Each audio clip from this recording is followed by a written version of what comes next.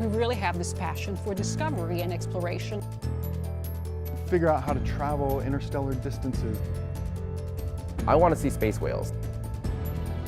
Find, track, and characterize potentially hazardous asteroids. These are like the largest supersonic parachutes ever built.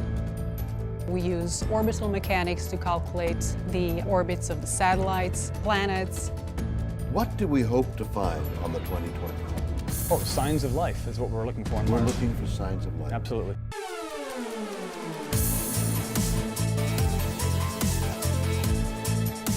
The pursuit of new knowledge, the desire to see what's out there, that, I think, is so fundamental to what makes us humans.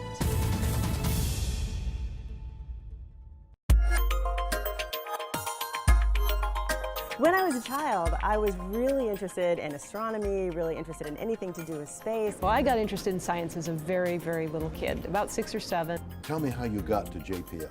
I was a mechanical engineer in upstate New York at Cornell University, and I was building all these gigantic off-road skateboards with wheels about this big, and I applied to JPL, and they seemed to like these skateboards for some reason.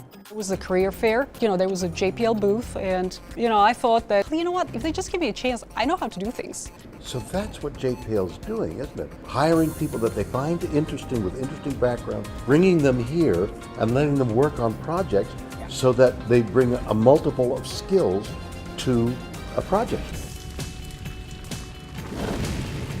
The Juno mission is the next spacecraft that's going to visit the biggest planet in our solar system, Jupiter. And even though we've had spacecraft visit Jupiter before, there's so little we know about the details scientists need to help us figure out more of what's going on. When we look back 100 years from now, on the century that we're about to embark on, we will see this century as a century with a new age of ocean exploration. The exploration of oceans here on Earth and oceans beyond Earth. Oceans beneath the icy shells of moons like Europa. What do we know about Europa now? Everything maps to this idea of a relatively warm water ocean. And here are the oceans, it's teeming with life. So is it possible that Europa is teeming with life? I mean, it's possible. I'm hopeful. I want to see space whales. Like, that's my dream, is that there's whales underneath the surface of Europa. Well, we have a new, exciting mission that we hope to be a 5-year mission, actually, that we're proposing to NASA. I know about a 5-year mission. Yeah, you do. What's your 5-year mission? Find, track, and characterize potentially hazardous asteroids. And we haven't tracked them all?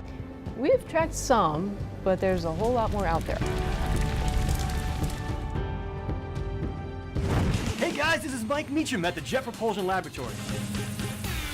Mike Meacham. Yes, sir. You're going to stop the rover from crashing. I hope so, yeah.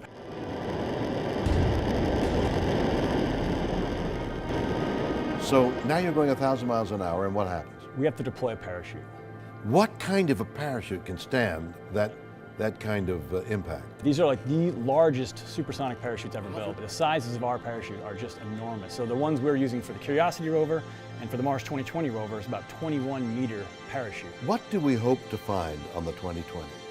Oh, signs of life is what we're looking for on We're Mars. looking for signs of life. Absolutely.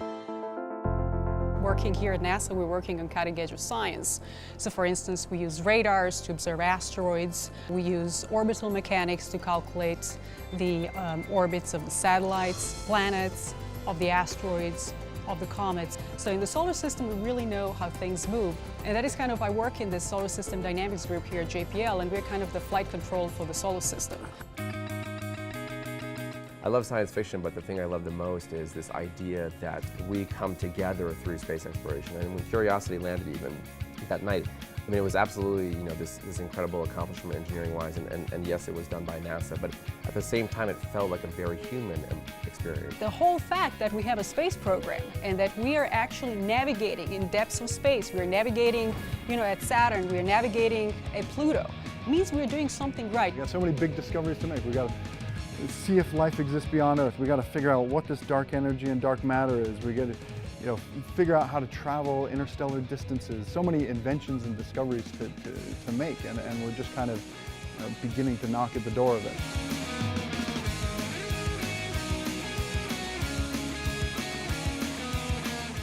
And I look up at the sky at night and I see Mars and it scares the crap out of me. Why? It's a little tiny red dot and we've got to go there in a few years. I mean, it's shocking what we're doing here. So. I love it.